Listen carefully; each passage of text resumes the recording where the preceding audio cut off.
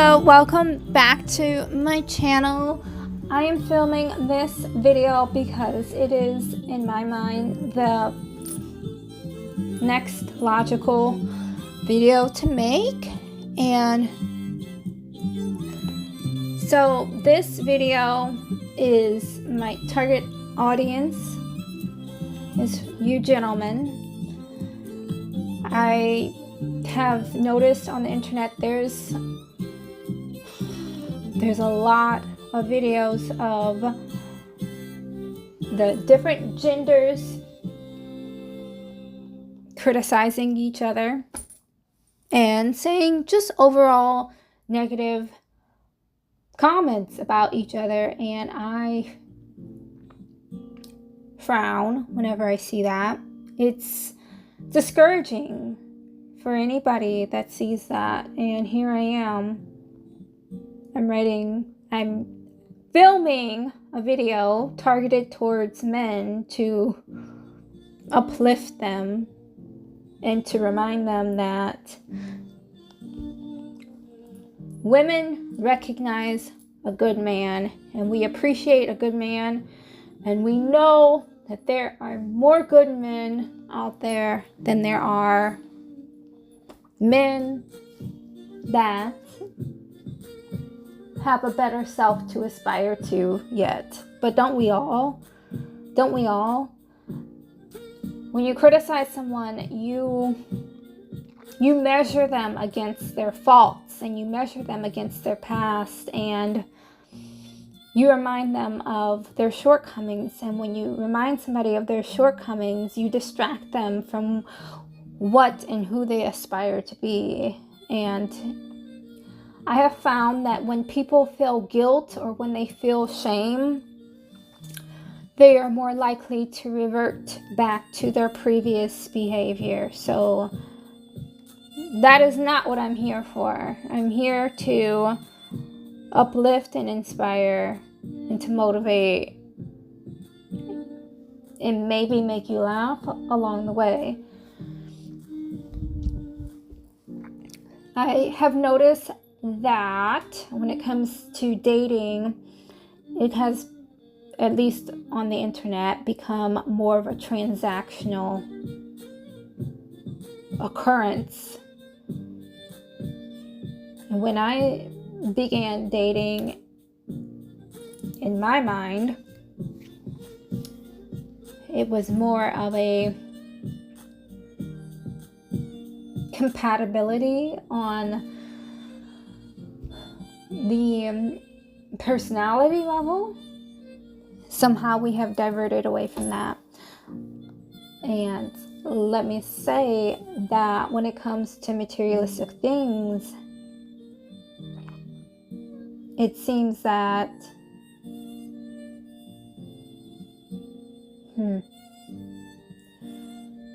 at the end of the day, what you have really doesn't matter. It's who you have to laugh with and share these moments with and grow with. And people realize that. I mean, people that pause, realizing something and acting upon that realization are two separate things. Okay, so a few of you may have already guessed it before, and I've hinted, and I pretty much have done everything except for just flat out say, not everyone is dating for love. And that's okay if you make that known. You're not deceptive about it. For me, it's love or nothing at all. Anyway, I say that to say that as much as we critique each other, you have to remember that we all have different motivations. So not only do we have different goals, but we have different motivations behind that that goal. Sorry, stuck on love. So you may want, or she may want. I think I know a key element for selecting the best partner is to really focus on determining if that individual wants and sees the best for you in the moment, but beyond the moment, they look at what the best for you in long term. And you can tell if you really watch. And so that person, that they might not be the best cook, they might not be a culinary, they might not be like a culinary chef, but when they cook, they put their heart into it. And they're not just making you fried chicken every night. They're making you food that is wholesome for you, like healthy. So I'm talking about those vegetables, the broccolis, the peas, the protein, of course, too, and starch. All the food groups in the day, they're concerned about your health. Not just feeding you, but nourishing you. Nourishing you and feeding you are different things. Nourishing the body, the spirit, and the soul. It's all different. Somebody that just wants to feed you, they're just basically clocking in and clocking out, doing what needs to be done so they can move on to the next thing. Boom, boom. So if you can find a significant other that can make you laugh, really laugh, hold on to them. Another thing is, I don't know a lot about love, but what I do know is it's really hard to be mad at someone that can make you laugh. Think about it. Like, it's really hard. If you can have a disagreement, if you can have a tiff, if you can have a misunderstanding with the person, your significant other, and at the same time, you can pause and you can make them laugh some kind of way, as small as it may be, as long as it's genuine, it makes all the difference. Laughter is medicine. It doesn't matter what the situation is. It can cure just about anything. So if you can find someone that you have things in common with as far as where you are and where you see yourselves, and you click, and that person also makes you laugh, that's a sign. That's something to take note of. That's something that means something. It might not mean everything, but it means something. Don't get sucked into physical appearances. I know you men are visual. I know. But you have to look beyond the makeup, because it's just powder.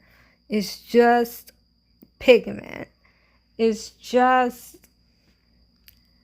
what is underneath the makeup is what matters. Is she smart?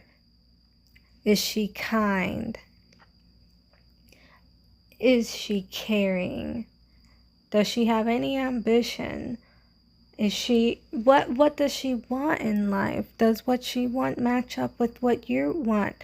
Or you don't have to want the exact same thing, but do you complement each other? Or do you conflict with each other, with your aspirations? Guys, I'm telling you, what the physical is, it does not always matter.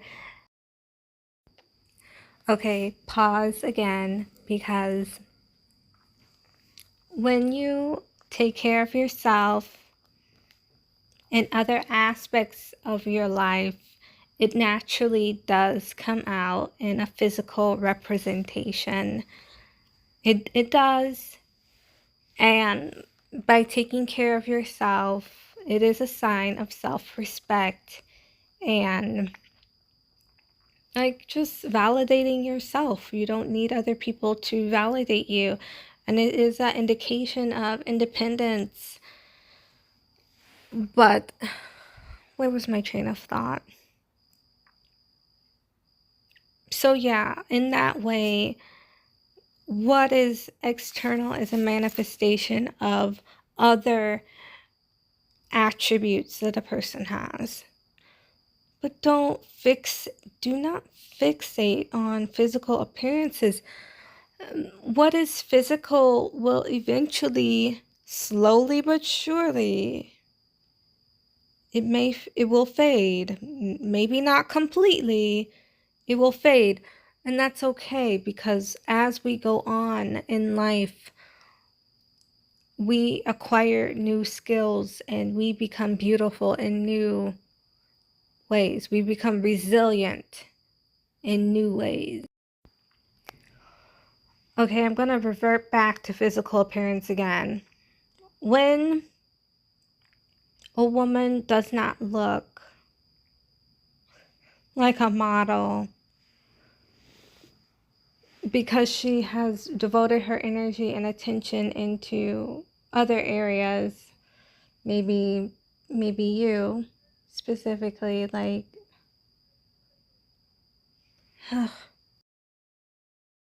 you will find someone for you.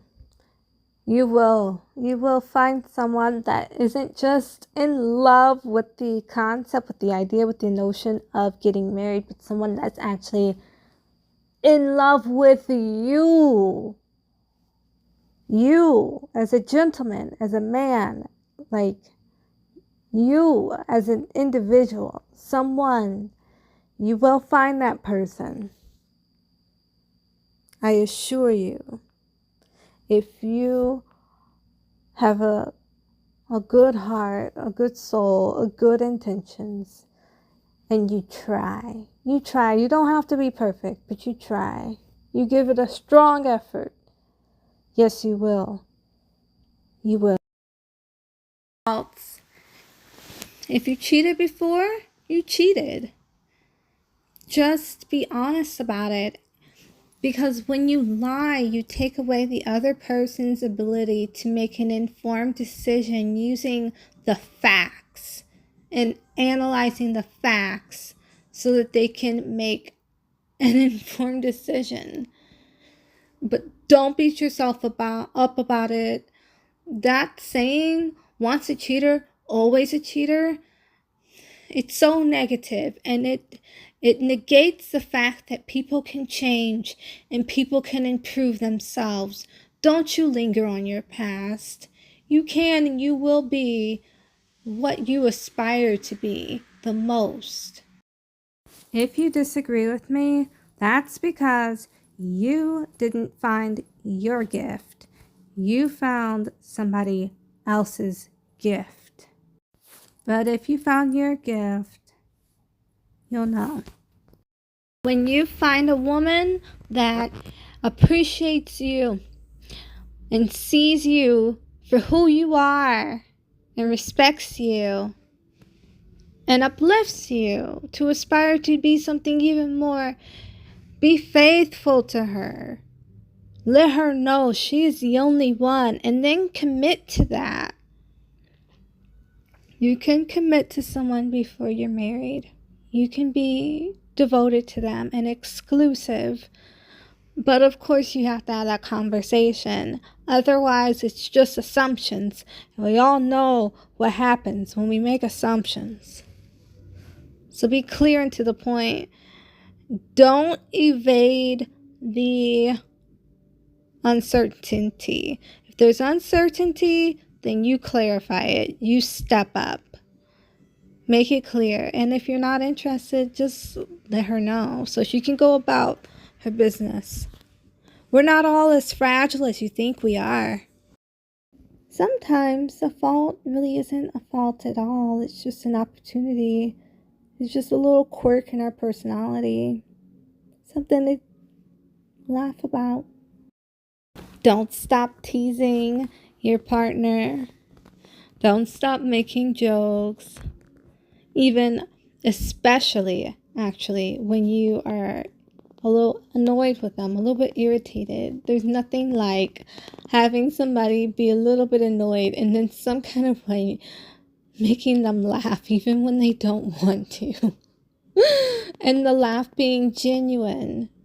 And just, I think that's what love is. If you can't laugh when you're frustrated or annoyed, then if you can only laugh when you're happy with somebody, like happy, like, oh, we're on vacation, oh, we're out to dinner, oh, whatever, we're doing something. And that's just infatuation.